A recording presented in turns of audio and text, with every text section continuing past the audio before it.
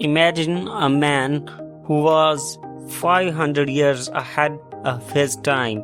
Imagine a man who could paint the world's most famous portrait, design flying machines centuries before airplanes existed, study the human body with astonishing accuracy, and dream of inventions that would not become reality for hundreds of years.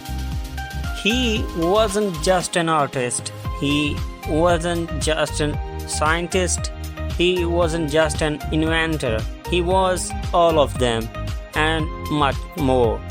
His name was Leonardo da Vinci, and many historians considered him the greatest genius who ever lived. More than 500 years after his death, his ideas continue to inspire scientists, artists, and engineers, as well as dreamers across the world.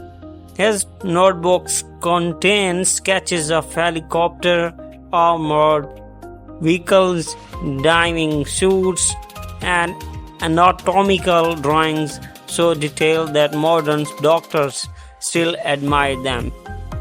But who was this extraordinary man? How did a child born in a small Italian village become the symbol of human creativity? And why do people still call Leonardo the man ahead of his time? This is incredible story of Leonardo da Vinci.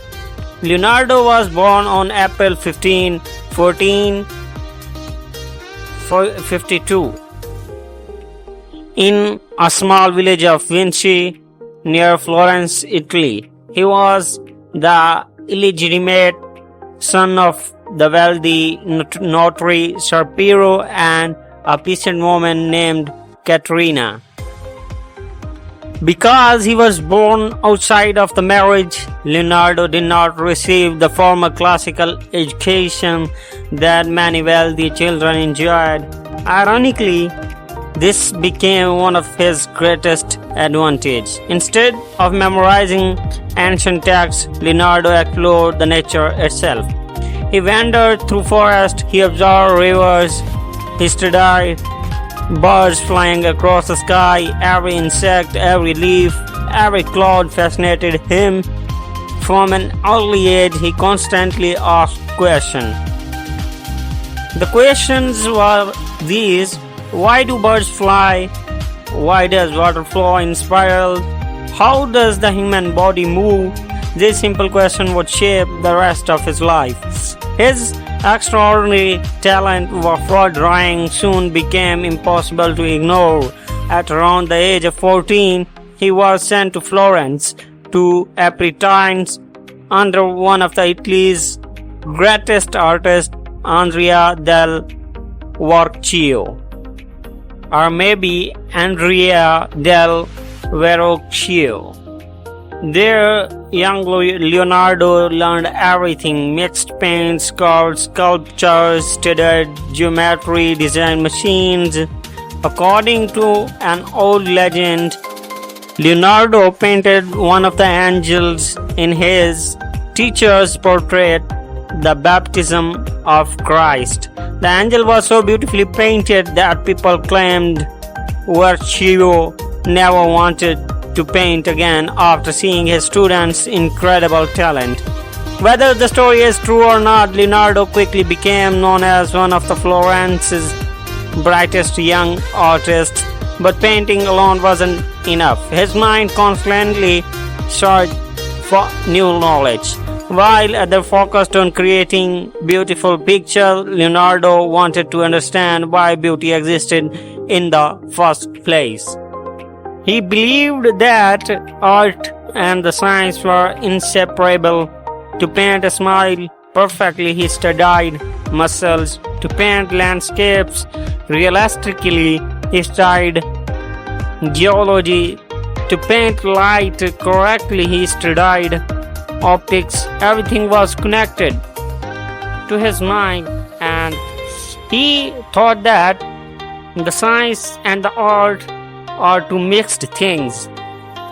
Leonardo eventually moved to Milan, where he worked for Duke Ludovico Sforza. Interestingly, when Leonardo applied for the job, he barely mentioned his painting skills. Instead, he described himself as a military engineer. He promised to design bridges, cannons, fortresses, war machines. Only near the end of his letter did he casually mention that he could also paint. And during his years in Milan, Leonardo worked on countless engineering projects while creating some of the history's greatest masterpiece. Among them was the Last Supper, painted between 1495 and 1498. This enormous mural captures the exact moment Jesus tells his disciples that one of them will betray him. Each disciple reacts differently. Some appear shocked, others angry, others confused. Every face tells a different story. The emotional realism was revolutionary.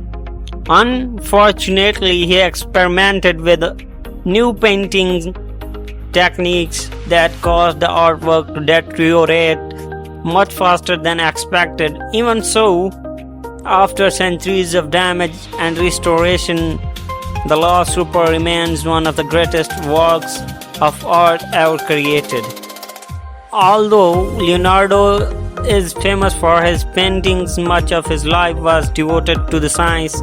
He filled thousands of notebooks, pages with observations and sketches. He dissected human bodies to understand anatomy. He drew muscles, bones, organs, and blood vessels with astonishing precision. Centuries later, medical experts discovered that many of his anatomical drawings were remarkably accurate. Leonardo also studied water. He noticed patterns in the river that resembled flowing hair. He observed whirlpools, examined erosion, explored how the heart pumped blood. He investigated the flight of the birds. Every observation led to another question. His notebooks reveal designs for helicopters, parachutes, tanks, diving suits, giant crossbows, cranes, gears, and even robots. Most of these inventions could not be built with the technology available during his lifetime, but many resemble machines used today. He truly imagined the future. His most famous work and the mystery known today is his painting. He painted around 1503 that was called Mona Lisa. The portrait appears surprisingly simple. A woman sits quietly looking toward the viewer. Yet millions travel across the world every year just to see her. Why? Part of the mystery lies in her smile. Sometimes she seems happy, sometimes she seems sad, sometimes she appears to smile only when you are not looking directly at her.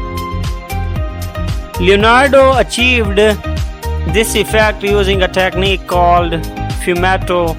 Instead of sharp lines, he blended colors so smoothly that the boundaries almost disappeared. The result feels alive. Modern scientists have spent decades studying the painting. Some believe her smile changes because how the human eye processes light. Others think Leonardo intentionally created an optical illusion. Whatever the answer, the Mona Lisa remains one of the humanity's greatest artistic mysteries. Despite his extraordinary genius, Leonardo has one major weakness. He rarely finished his work. His endless curiosity constantly pulled him toward new ideas. While working on one painting, he suddenly wanted to study anatomy. During anatomy study, he became fascinated by engineering. Engineering inspired architecture. Architecture led him back to mathematics. His notebooks contained thousands of brilliant ideas, but many were left incomplete. Some critics considered him unreliable, others saw something different. They believed Leonardo wasn't chasing success, he was chasing understanding. For him, the journey mattered more than the distinction or the destination. Perhaps that is why his work still feels alive today.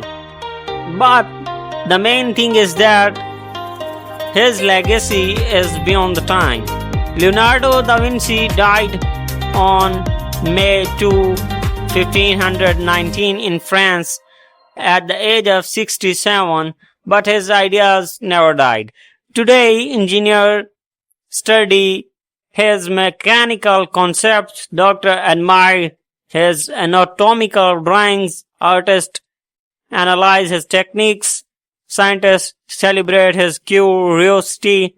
Leonardo taught the world that imagination has no limits. He proved that creativity grows stronger when different fields of knowledge come together. Art, science, engineering, nature. For Leonardo, they were never separate. They were all pieces of the same puzzle. Never stop asking questions. Never stop observing the world, because every great discovery begins with the curiosity. And perhaps that is why Leonardo da Vinci is remembered not simply as a painter, but as one of the greatest minds in human history. Thank you for watching my video. If you enjoyed this documentary, don't forget to like the video, subscribe to the channel, and turn on notifications so you never miss our next journey into the history. Till then, goodbye.